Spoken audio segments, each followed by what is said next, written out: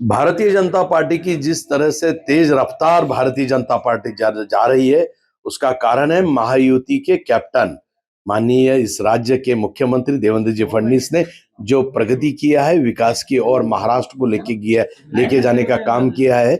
और उस वक्त जनता ने हर जगह उसका जवाब दिया है। जो महाराष्ट्र के परिवर्तन विकास किया गया है, उसका जवाब जनता ने दिया है। वो जवाब इतने तेजी से दिया है, सिक्सर और चौका छक्का लगाने का काम जनता ने किया है। भारतीय जनता पार्टी के बारे में विरोधकों को चौका और छक्का के लगा के बता दिया कि भारतीय जनता पार्टी इस देश में जो भी काम कर रही है, राज्य में जो भी काम कर रही है, एक नंबर काम कर रही है। जो विश्वास जनता ने दिलाया, मैं उनका प्रदेश का महामंत्री बोल के बहुत शुक्रगुजार हूं और मैं धन्यवाद कहता हूं। गाजीपुर में जो नगर अध्यक्ष के उम्मीदवार थे वो ये देखो, मराठवाड़ा, ये निजाम राजवटी में एक साल लेट स्वतंत्र हुआ मराठवाड़ा है।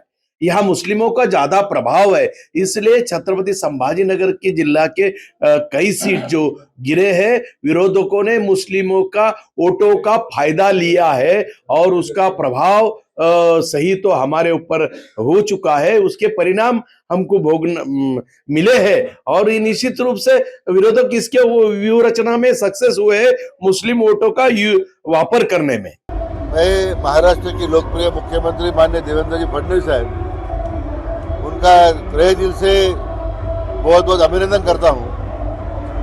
विधानसभा के चुनाव के बाद पुनर्या स्थानिक स्वराज संस्था के चुनाव में महाराष्ट्र के मतदारों ने उनका पूरा नेतृत्व का समर्थन किया है। सबसे बड़ी पार्टी उनके नेतृत्व में ये चुनाव में उभर के आई है।